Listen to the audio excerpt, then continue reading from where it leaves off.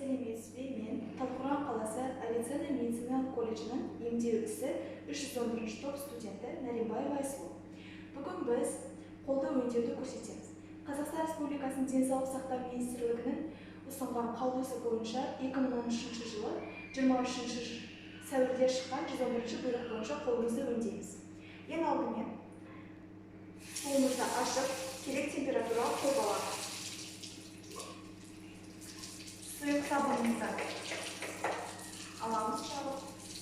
Қолымызды 6 тәсіл бойынша жуамыз. Ең алдымен алақанға алақанды қалаймыз. Кейін оң қолымызды, сол қолымыздың сыртын әрбір әрекетте 5 реттен қайталаймыз. Сол қолымызбен оң қолымыздың үстін алақан сыртын жуамыз. Бас бармақты жуып аламыз. Әрбір әрекетті 5 реттен қайталаймыз. Білегімізді келесі қолға, саусақ ұштары алақан ішіне уқалап жуамыз.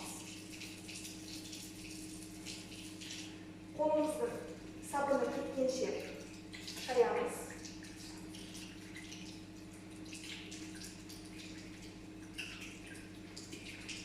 Шайып қалды. Қолымызды өшіріп, бір реттік салфеткамен, болмаса орамалмен қолымызды құрғатамыз.